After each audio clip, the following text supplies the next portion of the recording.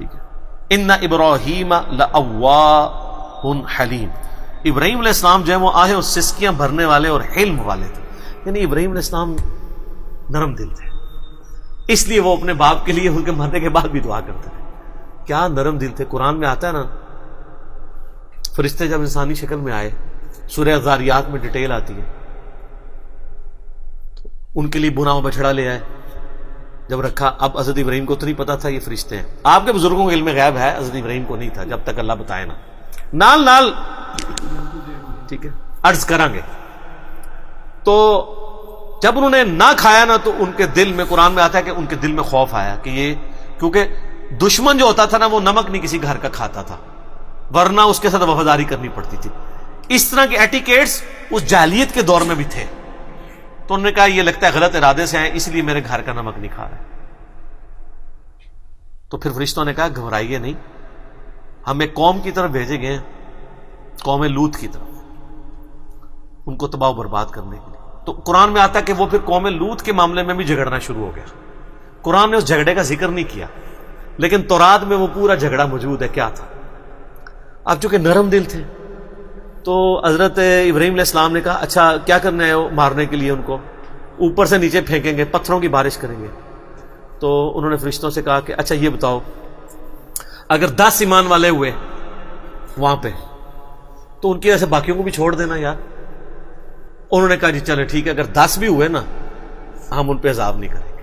وہ اس لیے کہ ان کو پتا تھا کتنے ہیں، اللہ نے بھیجا ہوا تھا.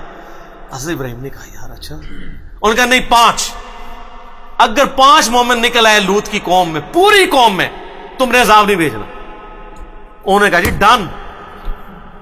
حضرت ابراہیم تو وہ تو ایکسپیکٹ نہیں کر رہے تھے کہ صرف 2 بیٹیاں ہی نکلیں گی.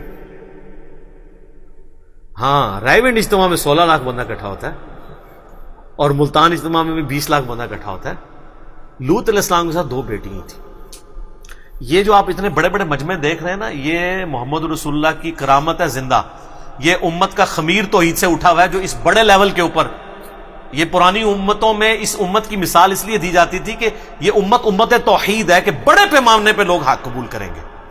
اگر آپ اس کو کمپیئر کریں تو پوری انسانی ہسٹری میں اتنے لوگوں نے توحید نہیں قبول کی ہے جو ایک ایک ایرا میں، ایک ایک سینچری میں مسلمان جتنے رہے ہیں.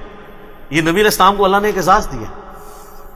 اسی بخاری مسلم کی حدیث ہے کہ جنتیوں کا نصف میری امت ہے، اور ابن ماجہ میں حدیث ہے جنتیوں کی 120 میں سے 80 صفحے میری امت سے ہیں، کیونکہ میرا معجزہ قرآن ہے نا.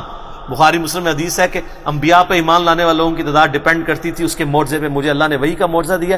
میں اللہ سے امید کرتا ہوں سب سے زیادہ امتی جنت میں جانے والے میری امت سے. یہ لہذا اس کو کوئی رائیوڈ کا کمال یا دعوت اسلامی کا کمال نہ سمجھے، یہ امت کا خمیر توحید سے اٹھا ہوا ہے. ٹھیک ہے، سالار کارواں ہے میر حجاز اپنا. تو یہ نبی علیہ السلام کی زندہ کرامت اور معجزہ الحمدللہ.